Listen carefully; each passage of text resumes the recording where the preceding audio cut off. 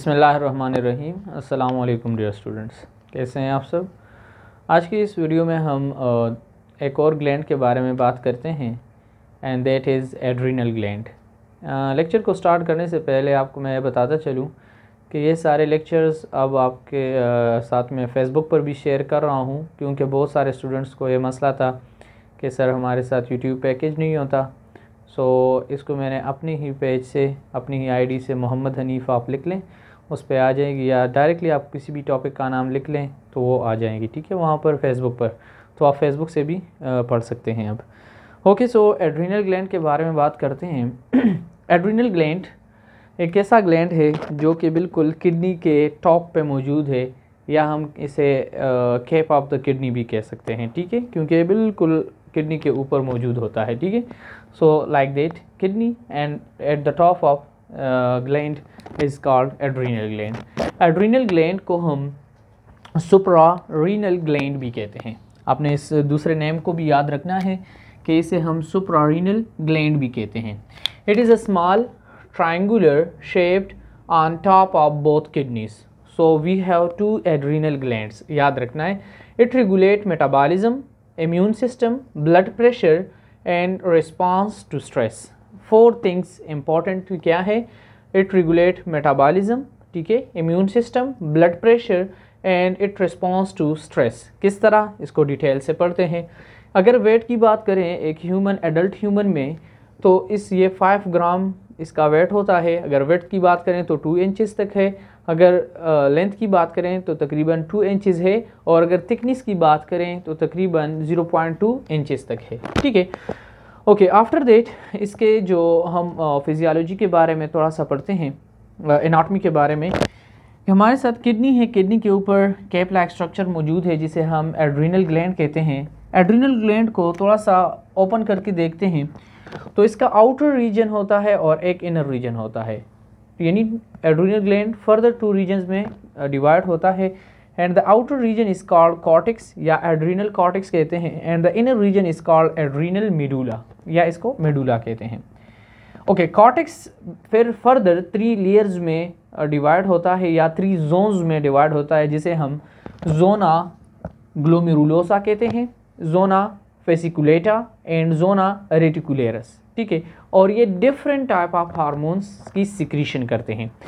इन adrenal gland की secretion के साथ बहुत ही इम्पॉर्टेंट थिंग क्या है, नेफ्रॉन का स्ट्रक्चर है, यानी the basic structure and functional unit of the kidney, जो कि नेफ्रॉन है। और वो बेसिक जो जितनी भी फिजियोलॉजी है, या हम कहते हैं कि जितनी भी फंक्शन है, वो नेफ्रॉन के थ्रू होती है, ठीक है। सो कॉर्टेक्स के हमने 3 लेयर्स की बात की, ग्लोमेरुलोसा, फेसिकुलेटा एंड रेटिकुलेरस, ठीक है। इसी तरह मेडुला है, मेडुला पर अपना हार्मोन्स सिक्रीट करते हैं, ठीक है। इसी तरह ग्लोमेरुलस भी अपना हार्मोन सिक्रीशन करते हैं। ओके, सबसे पहले बात करते हैं कि इसके पास मैसेज कैसे आता है। सो आप फर्स्ट लेक्चर को लाजमी रिव्यू कर लें उसका, कि एंडोक्राइन सिस्टम के हमने रिव्यू पढ़ी थी कि हमारे साथ एंडोक्राइन सिस्टम काम किस तरह करता है। सबसे पहले क्या थी कि हमारे साथ मैसेज जाता है, किसके पास, स्टिमुलस से मैसेज जाता है हाइपोथैलेमस के पास। फॉर एग्जांपल यहाँ पर स्ट्रेस आ गई है, ठीक है, कोई दबाव आ गई है, तो उसके लिए क्या करता है हाइपोथैलेमस, एक लॉन्ग टर्म स्ट्रेस के लिए ग्लूकोकॉर्टिकोट्रोफिन रिलीजिंग फैक्टर या रिलीजिंग हार्मोन्स को सिक्रीट करता है पिट्यूटरी ग्लैंड में, कि काइंडली आप सिक्रीशन करें, या अपने इंटीरियर लोब को बताएं कि आप सिक्रीशन स्टार्ट कर लें। तो इंटीरियर लोब क्या करता है, ACH यानी एड्रीनल कॉर्टिकोट्रोपिक हार्मोन, ACTH हार्मोन को सिक्रीट करता है, और वो आता है कॉर्टेक्स के पास, यानी एड्रीनल कॉर्टेक्स के पास। एड्रीनल कॉर्टेक्स के पास आता है, और क्या होता है, यहाँ से फिर इसके जो 3 डिफरेंट लेयर्स हैं वो डिफरेंट हार्मोन्स की सिक्रीशन करते हैं। दूसरी हम सिंपैथेटिक नर्व की बात करते हैं कि डायरेक्टली ब्रेन से या नर्व से डायरेक्टली एक मैसेज आता है जो कि स्ट्रेस में, यानी स्ट्रेस के लिए रिस्पॉन्सिबल है, ठीक है, यानी स्ट्रेस को एक्टिव करता है, जो कि सिंपैथेटिक नर्व्स होते हैं। मेडुला यानी एड्रीनल मेडुला क्या करता है, इसके पास जब मैसेज आता है ब्रेन से स्पाइनल कार्ड से डायरेक्टली मेडुला में, तो यहाँ से हार्मोन्स की सिक्रीशन होती है, जिसे हम नॉर एड्रीनल एड्रेनलिन या एड्रेनलिन हार्मोन्स कहते हैं, जिसमें हमारे साथ 2 टाइप ऑफ हार्मोन्स है, एफिनेफ्रिन एंड नॉर एफिनेफ्रिन, ठीक है, जिसे हम कलेक्टिवली एड्रेनलिन हार्मोन्स कहते हैं, जो कि फ्लाइट एंड फाइट रिस्पॉन्स के तौर पर काम करता है। और इसे हम एक ये भी कह सकते हैं कि ये इंक्रीज़ करता है सिंपैथेटिक एक्टिविटी में, ठीक है। ओके, इसके बारे में बाद में बात करते हैं। सबसे पहले आते हैं 3 लेयर्स में, जो कि हमारे साथ आउटर रीजन है एड्रिनल कॉर्टेक्स में। ग्लोमेरुलोसा क्या करता है, जोना ग्लोमेरुलोसा, इसके पास जब यानी पॉजिटिव निशान क्या है कि पॉजिटिव फीडबैक आई है कि काइंडली आप इन टाइप ऑफ हार्मोन्स को सिक्रीट कर लें, ठीक है। सो यहाँ से मिनरल कॉर्टिकॉइड हार्मोन या अल्डोस्टेरोन की सिक्रीशन होती है ब्लड स्ट्रीम में, और ब्लड स्ट्रीम कनेक्ट किस चीज़ के साथ है, नेफ्रॉन के साथ है। अब मिनरल कॉर्टिकॉइड का काम क्या है, ये क्या करते हैं, ये इंक्रीज़ करते हैं रिजॉर्प्शन ऑफ सोडियम और वाटर की। तो देख लें, यहाँ से जैसे ही पॉजिटिव मैसेज आया है कि काइंडली आप क्या कर लें, ज़्यादा सिक्रीशन जो रीएब्जॉर्प्शन है वो कर लें, यानी यहाँ पर आपके साथ ट्यूब्यूल्स हैं, हमने बात की थी डिस्टल ट्यूब्यूल की, ठीक है, नेफ्रॉन के स्ट्रक्चर में, और प्रॉक्सिमल कन्वोलेटेड ट्यूब्यूल की। यहाँ से क्या होता है, अल्डोस्टेरोन आते हैं, ठीक है, अल्डोस्टेरोन stimulates sodium and water retardation, ठीक है, जिसकी वजह से बीपी हमारे साथ इंक्रीज़ हो जाती है। यहाँ हम ये बात करते हैं कि फॉर एग्जांपल हमारे साथ जो ब्लड की फिल्ट्रेशन हो रही है उसमें बीपी क्या है, वो लो है, यानी ब्लड प्रेशर क्या है, लो है, ठीक है, या डिक्रीज़ है। तो किडनी क्या करता है, रीअब्जॉर्प्शन का स्टार्ट कर लेता है वाटर की, जिसके ज़रिए से ब्लड की फ़्लो ज़्यादा हो जाती है, जैसे ही ब्लड प्रेशर इंक्रीज़ हो जाती है। तो देखिए यहाँ पर भी वो अपना काम कर रहा है, लेकिन हार्मोन्स कौन सा यूज़ हो रहा है, अल्डोस्टेरोन। सो अल्डोस्टेरोन की वजह से ये फंक्शन हो रहा है। अच्छा, यहाँ पर होता क्या है, ब्लड में वाटर की मिकदार कम है, सोडियम की मिकदार कम है, क्योंकि पंप्स वगैरह ने यूज़ होना है, सोडियम पंप्स ने। तो ये क्या करते हैं, अल्डोस्टेरोन हार्मोन्स की सिक्रीशन कर लेते हैं कि काइंडली आप इन ट्यूब्यूल से क्या कर लें, एब्जॉर्प्शन कर लें, यानी रीएब्जॉर्प्शन कर लें, या हम कहते हैं कि सोडियम और वाटर की रिटार्डेशन हो जाती है, और इसी तरीके से ब्लड प्रेशर भी इंक्रीज़ हो जाता है। ओके, सेकेंड वन क्या है, फेसिकुलेटा। फेसिकुलेटा में जो हमारे साथ हार्मोन सिक्रीट होते हैं उसे हम ग्लूकोकॉर्टिकॉइड्स हार्मोन कहते हैं, या उसे कॉर्टिजोल भी कहते हैं, ठीक है।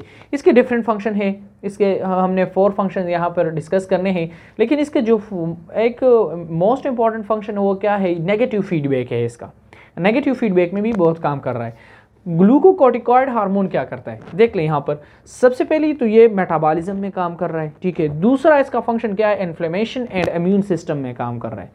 मेटाबॉलिज्म में किस तरह काम कर रहा है, इट स्टिमुलेट या स्टिमुलेशन ऑफ ग्लूकोनियोजेनेसिस लीवर से, ठीक है, जो कि लीवर में है। ओके, अब ग्लूकोनियोजेनेसिस को हमने लास्ट टाइम भी डिस्कस किया था कि जैसे नॉन कार्बोहाइड्रेट पार्टिकल्स हैं, प्रोटीन्स हो गई, अमाइनो एसिड्स हो गई, उनसे क्या करना है, ग्लूकोज बनानी है, उनसे एनर्जी अखज़ करनी है, यानी ग्लूकोज बनाना है, ठीक है।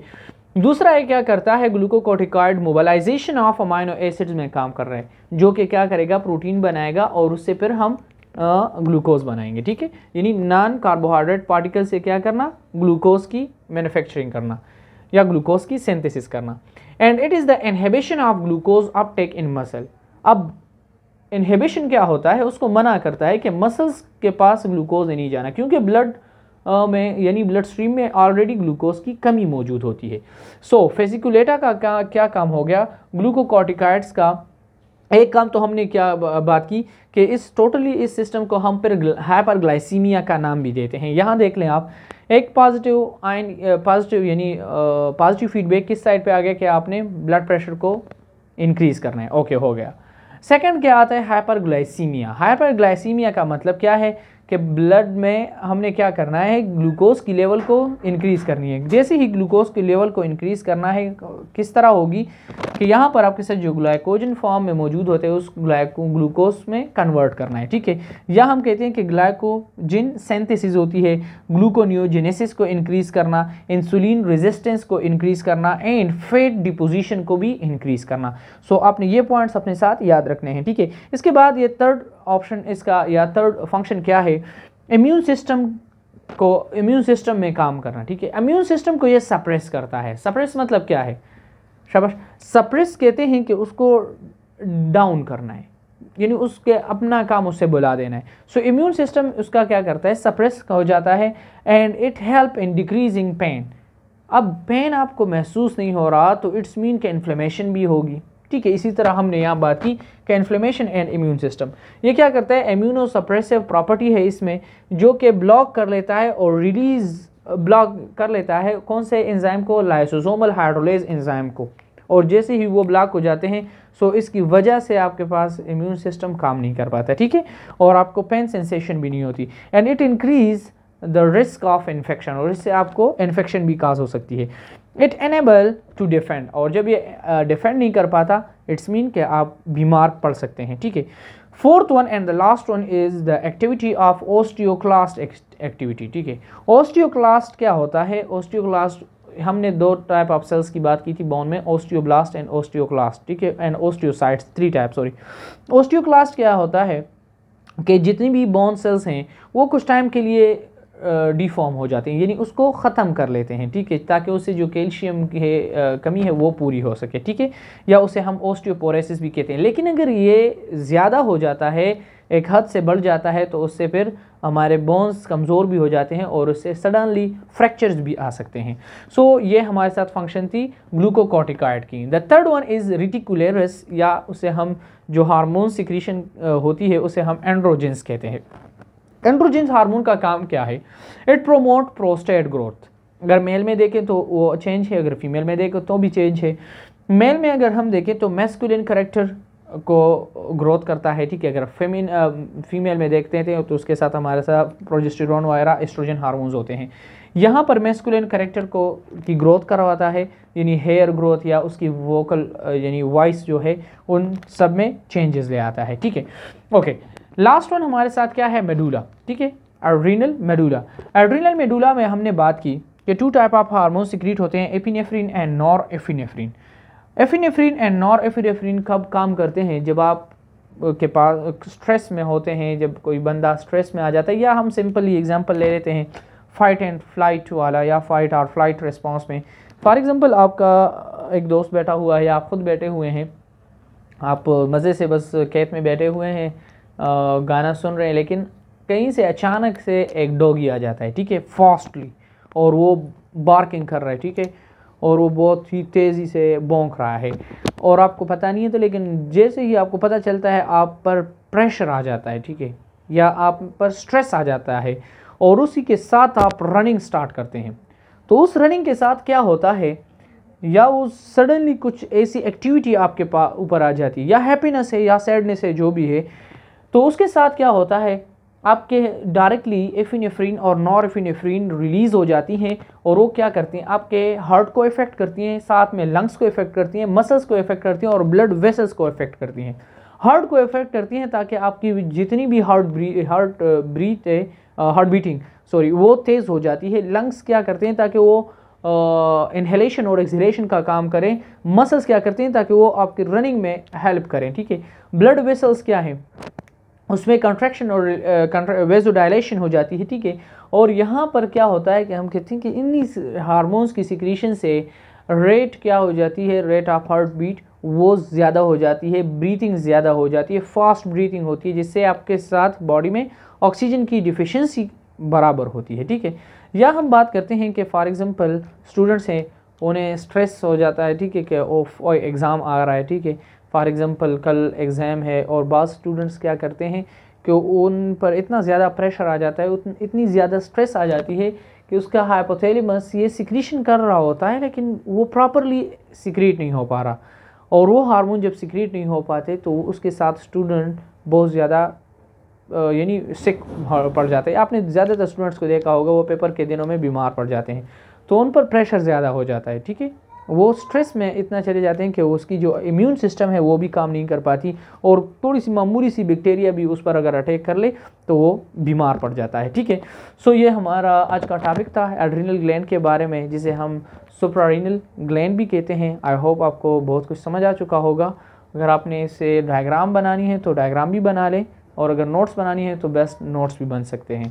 अल्लाह हाफिज़, अपना बहुत सारा ख्याल रखें।